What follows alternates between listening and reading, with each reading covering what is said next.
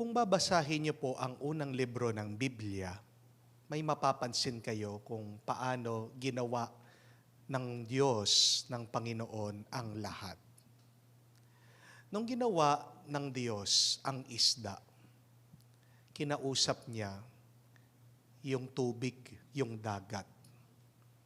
At doon nagmula ang isda. Di po ba?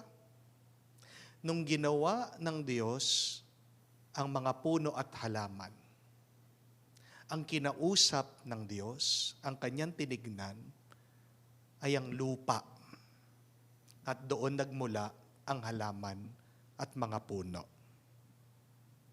Pero nung ginawa ng Diyos ang tao, sinong kinausap ng Diyos? Saan siya nakatingin?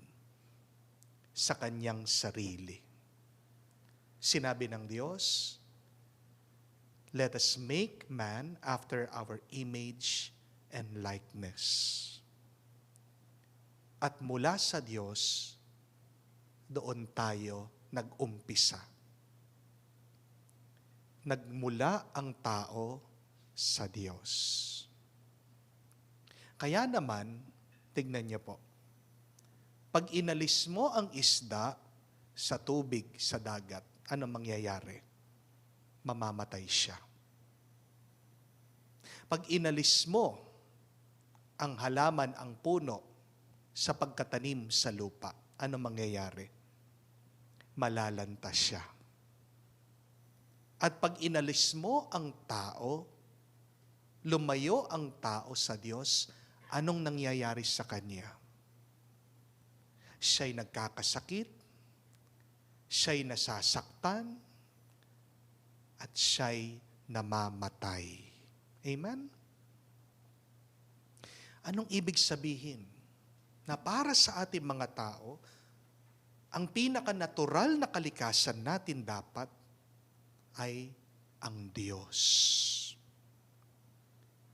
We live, we move, and we have our being only in God. Remember that. Kahit na gaano pa karami ang iyong pera, kahit na gaano karami pa ang iyong pagkain, kahit na gaano karami ang kapangyarihan na hinahawakan mo, ano man ang iyong posisyon, ano man ang iyong kalagayan, huwag mong kakalimutan. Ikaw ay nabubuhay lamang sa pamamagitan ng Diyos. Amen? Alisin mo ang isda sa tubig, sa dagat. Ang dagat, dagat pa rin. Hindi po ba? Pero yung isda, wala. Alisin mo ang halaman, ang puno sa lupa.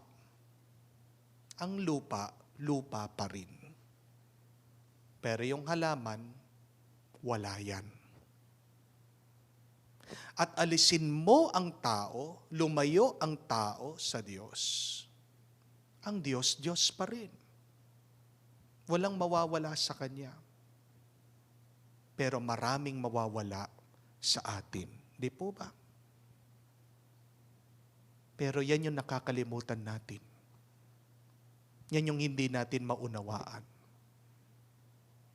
Palagi tayong lumalayo sa Diyos. Palagi tayong nawawala sa Diyos. Pero tingnan niyo po, ang Panginoon, napakabuti, napakabait.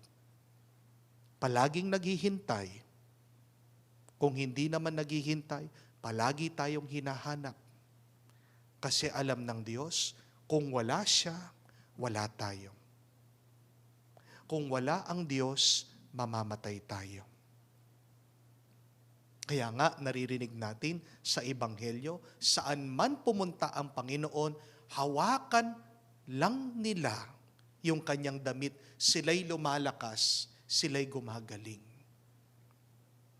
Wala naman yon dun sa damit eh. Saan nanggaling yung kalakasan? Saan nanggaling yung pagpapagaling? Saan nanggaling yung pagpapabuti sa mga tao? Makikita mo ito dun sa paglapit nila sa Panginoon. Bakit tayo nahihirapan minsan? Bakit tayo nagkakasakit? Baka naman nakalimutan mo na ang Diyos. Baka naman lumayo ka na sa Diyos. At tandaan mo yan, ginigising ka ng Diyos, tinatapik ka ng Diyos, at minsan pa pinapalo ka ng Diyos para maalaala mo kung magpapatuloy kang nakalayo sa Kanya, mawawala ang buhay mo. Walang mawawala sa Diyos kung tayo ay nawala sa Kanya.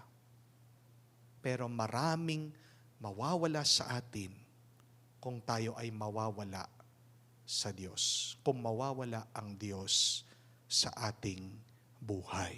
Amen? Pagkatapos po ng aking misa at radio program dito sa radyo, pagka-uwi ko sa parokya, sa simbahan, meron nang agad naghihintay sa aking follower at bisita. Umiiyak. Pagkakita pa lang sa akin, niyakap na ako. Bakit? Anong nangyari? Kasi kwento niya, doon sa oras na talagang depressed daw siya, biglang lumitaw yung aking homily. At parang sabi niya, ang Diyos nangungusap sa akin, Father, saktong-sakto yung sinabi mo dito sa kalagayan ko. Hirap na hirap ako dito sa aking biyanan. Ang sakit niyang magsalita. Pero nung sinabi mo, pag may naninira sa iyo, tumagos sa puso ko.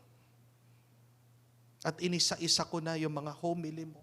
Habang pinakikinggan ko yung mga homily mo, lalong gumagaan. At sabi ko sa aking sarili, pupuntahan ko si Father.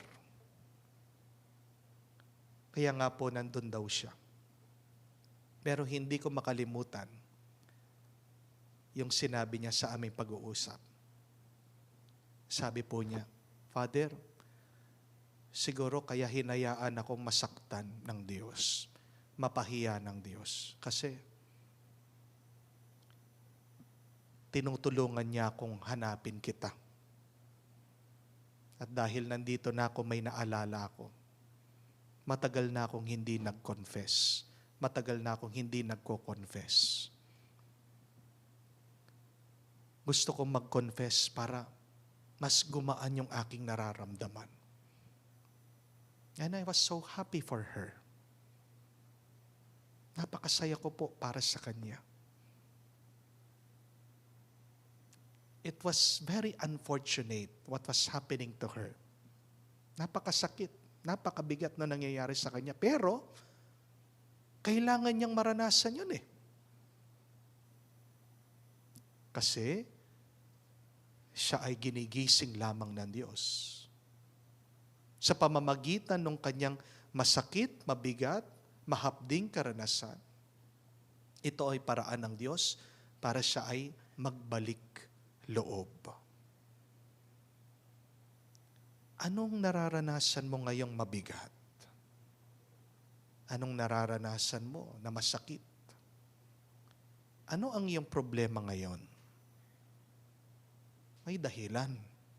Bakit nararanasan mo yan? May dahilan. Bakit pinagdadaanan mo yan? Baka naman, ikaw ay lumayo na sa Diyos. Pag malapit na malapit ka sa Diyos, mapapabuti ka. Pag malapit na malapit ka sa Diyos, payapa ka. At pag malapit na malapit ka sa Diyos, pag nabubuhay ka sa presensya ng Diyos, buhay na buhay ka. Huwag niyo pong kalimutan yan. Kaya, magbalik loob tayo palagi sa Diyos. Sa araw-araw ng ating buhay, hanapin natin ang Diyos. Dahil dun lang tayo, dahil sa Diyos lang tayo, sa Kanyang grasya, tayo ay mabubuhay, tayo ay mananatili, tayo ay magpapatuloy. Amen.